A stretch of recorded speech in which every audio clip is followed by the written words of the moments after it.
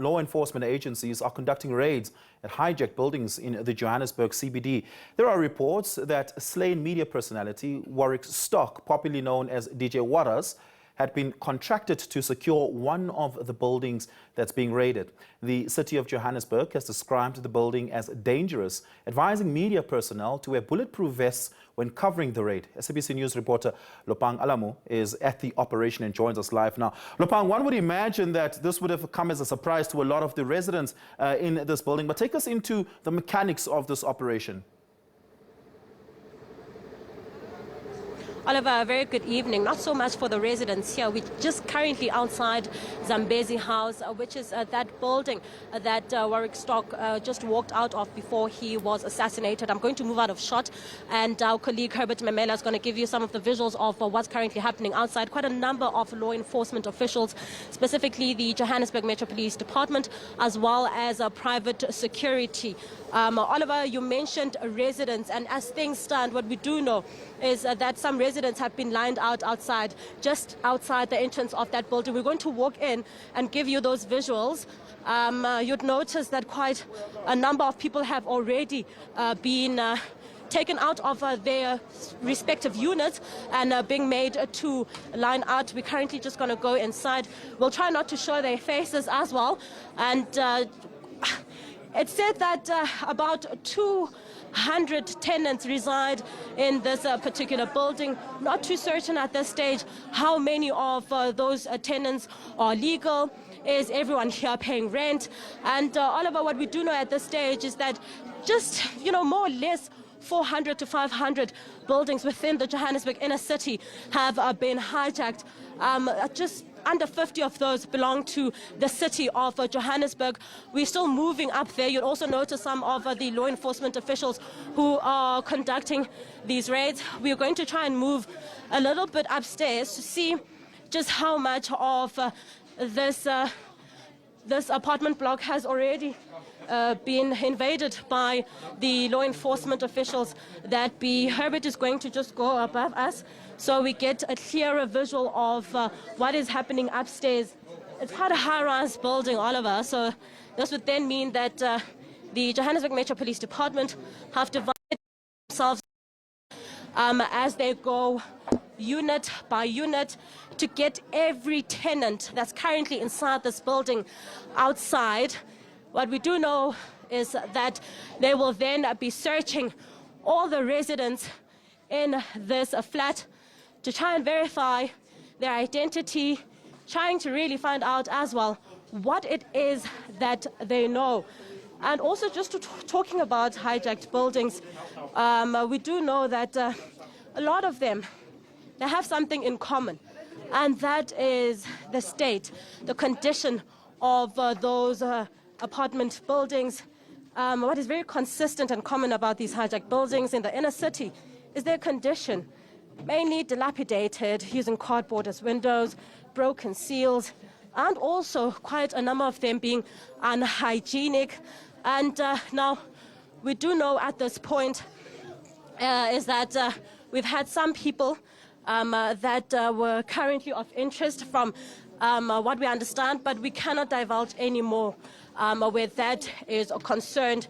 And we're going to try and move out now, trying to see if they've already started to ascertain whether or not anyone in this building is a person of interest. We're going to try and move down once more. You'll notice it's quite full at this point, and it's quite hard to move, actually.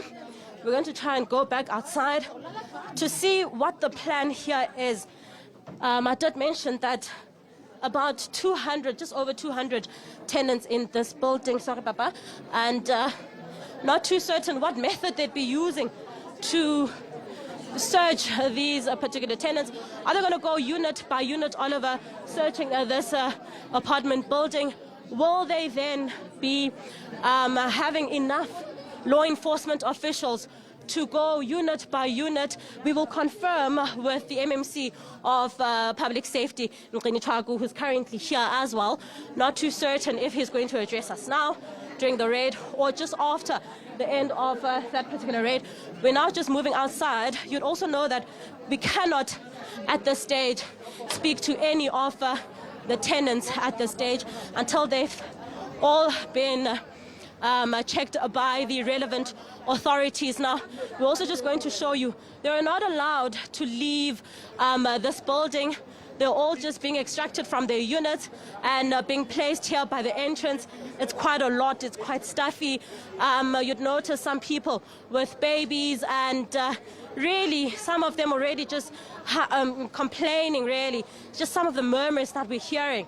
And some people, of course, using profanities and really mentioning that there's really no need to conduct the search.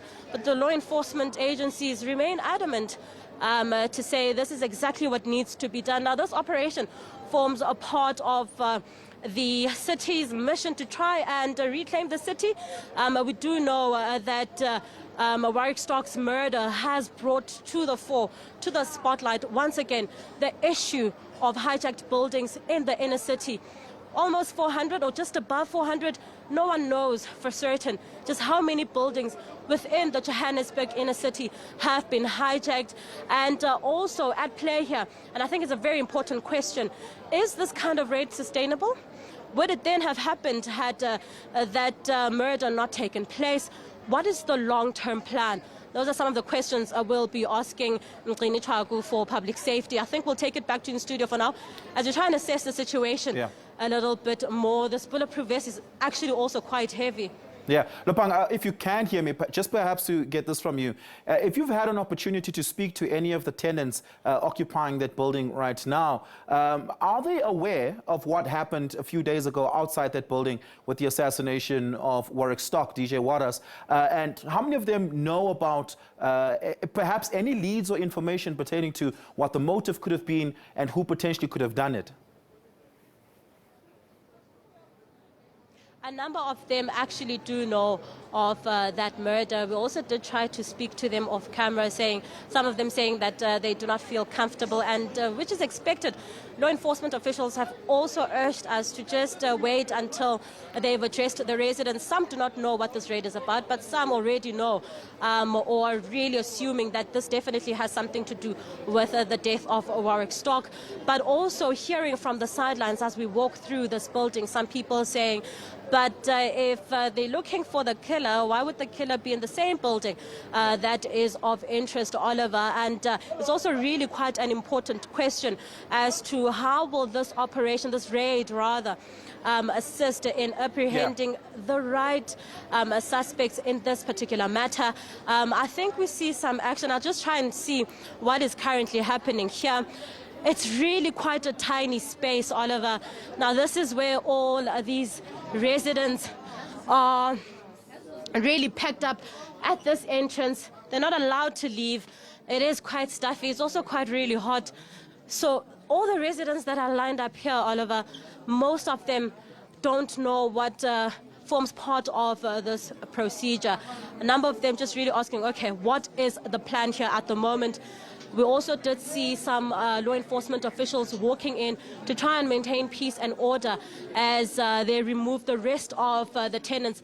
There's absolutely no way we can go all the way upstairs due to the traffic that is currently just outside the entrance of the building. I think we'll wait until MMC Chagu can give us an update on how many people have been arrested, if any, what has been found here.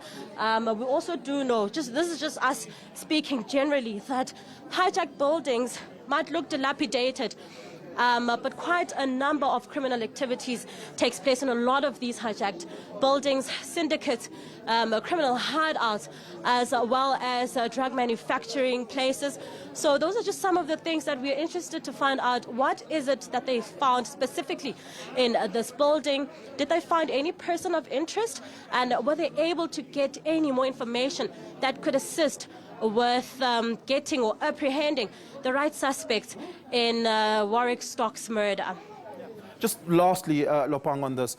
One, is this the only building that's being raided by JMPD this evening and this weekend? Do you know of any other buildings that either are being raided or will be raided in the vicinity as well? And just lastly, the tenants, we know that this particular building, Zambezi building, is a hijacked building. What information has the tenants provided pertaining to who it's been hijacked by? Oliver, let's just start with the second question. The residents say they are indeed paying rent, but they will not mention who they're paying that rent to, and that is also what the law enforcement officials are trying to gather. But we have some residents here. I'm not too sure if they'll be able to speak to us. They definitely don't want to be in front of camera. Sisi, you're not on camera, but if you don't mind, you can talk to us. Are you paying rent here? Are you paying rent? And how much do you pay? No comment. 1.2. No comment. 1.2. Just one of the residents here, Oliver, who we're obviously not going to show on camera, saying she pays rent, the amount of 1,200 rand, and they won't say who they're paying this rent to, and a number of them really fearing to talk to us, as we have tried on and off camera. And the first question you asked being the fact that, is this the only building that's currently being raided? As far as we know, yes, this is the only building that's currently being raided. The media advisory said that they would be raiding multiple buildings, but as things stand, it seems as though this building is of interest, and this is the only building that will be raided, Oliver.